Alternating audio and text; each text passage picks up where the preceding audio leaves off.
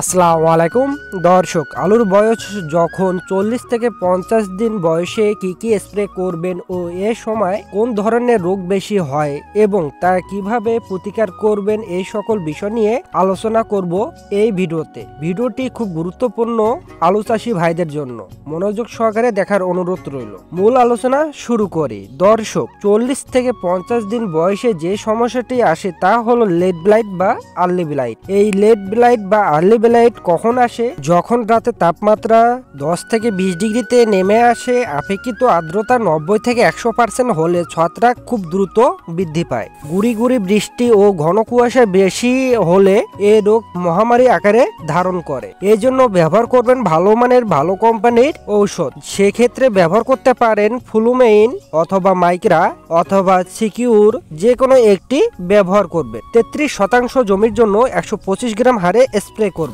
বর্তমানে বাংলাদেশের কুয়াশার পরিমাণ অনেক বেশি, সেক্ষেত্রে ভালো মানের কোম্পানির ম্যানকোজেব ব্যবহার করার চেষ্টা করবেন। সেক্ষেত্রে ব্যবহার করতে পারেন নেকজেব অথবা ইন্ডোফিল অথবা ডাইথেন, জ্যাস, টাইকোজেব। এই ধরনের ম্যানকোজেব ব্যবহার করলে কুয়াশার হাত থেকে 90% রক্ষা পাবেন। দর্শক, আলুর গাছ বয়স 30 দিন পার হয়ে 40 দিন পার হচ্ছে, কিন্তু গাছের গ্রোথ নেই।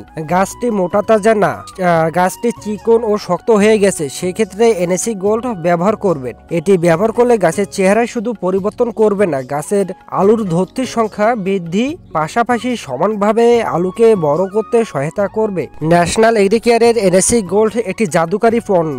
একটা কথা আছে না, বৃক্ষ তোমার নাম কি, ফলে পরিচয়। ব্যবহার করলে অবশ্যই বুঝতে পারবেন মাত্র 3 থেকে 7 দিনের ভিতরে। আমি এনএসি গোল্ড ব্যবহার করছি, তা কি রেজাল্ট আসলো তা বলে দিতে পারবে 7 দিনের ভিতরে। তাই একবার ব্যবহার করে দেখুন, তাহলে বুঝতে পারবেন। দর্শক, আলুর পাতা কুকড়িয়ে যায় কেন? কুকড়ালে করণীয় কি? আলুর পাতা যখন কুকড়িয়ে যাবে তখন ওই গাছটি অনুখাদ্য তৈরি করতে পারে না। দেখবেন গাছটি ছোট আকার হয়ে যাচ্ছে, বড় না হয়ে। সেক্ষেত্রে ওই গাছটি থেকে ভালো ফলন আপনি পাবেন না। দুটি কারণে গাছের পাতা কুকড়িয়ে যেতে পারে।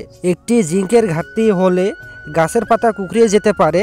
2, পোকামাকড়ের আক্রমণ হলে গাছের পাতা কম বেশি সব পাতা কুকড়িয়ে যেতে পারে। সেই জন্য লক্ষ্য বুঝে স্প্রে করবেন। জিঙ্কের ঘাটতি হলে ব্ল্যাক জিঙ্ক অথবা চার্জ অথবা লিবারেল জিঙ্ক, যে কোনো একটি ব্যবহার করবেন। দর্শক, আরেকটি কথা, যে স্প্রেতে ভিটামিন বা পিজিআর ব্যবহার করবেন সেই স্প্রেতে 1.8 ইসি বা 2.5 ইসি বা 48 বা 55 ইসি ব্যবহার না করাই ভালো। কারণ এতে করে ভিটামিন বলেন বা পিজিআর বলেন, এর গুণাগুণ নষ্ট হয়ে যায়। তাই যে স্প্রেতে বিষ বা কীটনাশক ব্যবহার করবেন, মাঝের স্প্রে বাদ দিয়ে পরের টিপে বা আর হলো কীটনাশক ব্যবহার করার চেষ্টা করবেন। মানে এক কথায়, যে স্প্রেতে ভিটামিন দিবেন পরের স্প্রেতে ভিটামিন দিবেন না। এক স্প্রে বাদ দিয়ে স্প্রে করার চেষ্টা করবেন। এই নিয়ম অনুযায়ী ট্রিটমেন্ট নিলে তাহলে 100% ভালো ফলাফল তুলতে পারবেন। তা এখনো যারা চ্যানেলটিতে সাবস্ক্রাইব করেননি তারা দ্রুত চ্যানেলটি সাবস্ক্রাইব করে বেল আইকনটি ক্লিক করে রাখুন, যাতে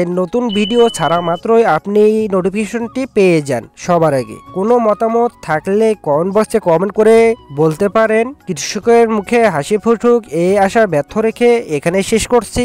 আসসালামু আলাইকুম।